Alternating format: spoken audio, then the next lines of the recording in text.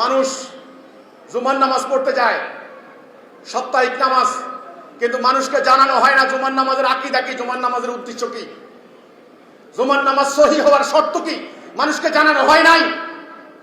তাদের ফতোয়ার কিতাবে লেখা আছে জুমার নামাজ সহিহ হওয়ার শর্ত কি, তারা বলুন, আমি বলবো না। সুদ হারাম, ডাকাতি হারাম, খুন হারাম, ব্যভিচার হারাম, আল্লাহর দ্বীনের বিনিময়ে নেওয়াও হারাম। এই কথা আমি বললাম কেন? আমাকে কাফের বানিয়ে দিল, খ্রিস্টান বানিয়ে দিল, নাস্তিক বানিয়ে দিল। এখন এই কথা আপনাদেরকে বুঝতে হবে, এই কথা আপনাদেরকে বুঝতে হবে। দ্বীনের বিনিময়ে নেওয়া বন্ধ করেন, ধর্মের নামে স্বার্থ উদ্ধার করা বন্ধ করেন, দেখবেন ইসলামের প্রকৃত চেহারা আপনাদের সামনে চলে আসবে ইনশাআল্লাহ। আমার বিরুদ্ধে নানান ধরনের অপপ্রচার হচ্ছে।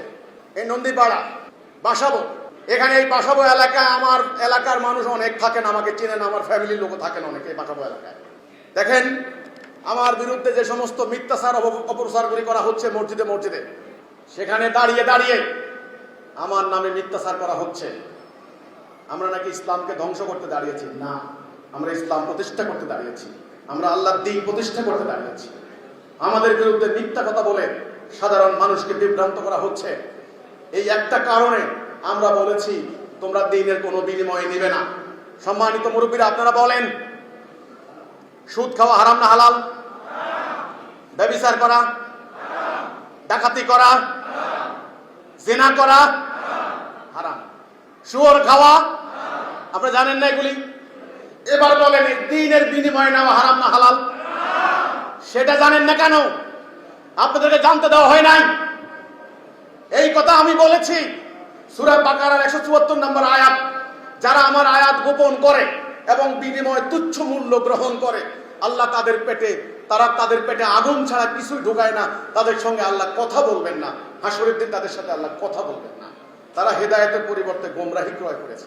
সূরা ইয়াসিনের 21 নম্বর আয়াত আল্লাহ বলেছেন, আনুগত্য করো তাদের যারা কোনো বিনিময় চায় না, তাদের আনুগত্য করো যারা নিজেরা হেদায়েতের মধ্যে আছে। এই কথা বলা কি আমার অপরাধ?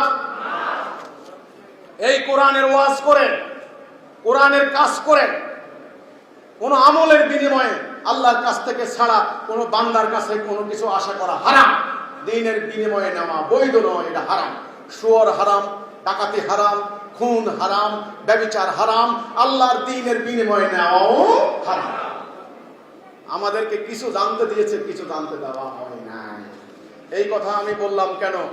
আমাকে কাফের বানিয়ে দিল, খ্রিস্টান বানিয়ে দিল, নাস্তিক বানিয়ে দিল। এখন এই কথা আপনাদেরকে বুঝতে হবে, এই কথা আপনাদেরকে বুঝতে হবে।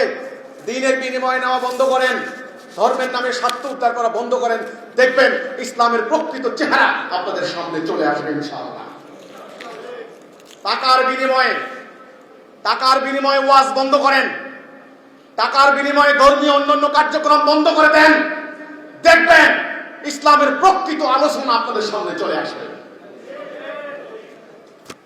এই কথা বললাম কেন? আমাকে কাফের বানিয়ে দিয়েছে। তো আমি আপনাদেরকে বলতে চাই, যারা আমাদের সাথে ঐক্যবদ্ধ হবেন, এই ফরমটা আপনাদের হাতে আছে। আপনারা দেখবেন এখানে দুটি অংশ। এই একটা অংশ হলো নিচের অংশ, আপনার ঠিকানা। এই ঠিকানা আমি নিয়ে আসবো, আমার অফিসে থাকবে, আর এই অংশটুকু আপনার কাছে থাকবে। কারা কারা আপনারা ঐক্যবদ্ধ হতে চান, আমাদের কর্মীরা আছে, তাদের হাত থেকে ফরম নিয়ে নিন। আমি মাগরিবের নামাজের পরে, ইফতারের পরে আমি প্রশ্নের উত্তর দেবো, আপনারা আমাকে প্রশ্ন করবেন। সম্মানিত ভাই ও বোনেরা, আমার কথার এই পর্বে আমি সামারি টেনে আনলাম।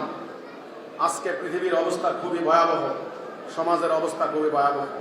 যদি বাঁচতে হয়, যদি বাঁচাতে হয়, আল্লাহ দেওয়া দিন ছাড়া আমরা আর বাঁচবো না, আর বাঁচবো না। আল্লাহ রক্ষা করবেন মুমিনকে। রক্ষা করবেন কাকে? মুমিনকে। ওয়ালা তাহিনু ওয়ালা তাহজানু ওয়া আনতুমুল আ'লাউনা ইন কুনতুম মুমিনিন। তোমরা হতাশ হয়ো না, তোমরা নিরাশ হয়ো না, তোমরা বিজয়ী হবে যদি তোমরা মুমিন হও। আল্লাহ রক্ষা করবেন কাকে? মুমিনকে। আল্লাহ উদ্ধার করবেন কাকে? মুমিনকে। মুমিন ছাড়া কেউ রক্ষা পাবে না।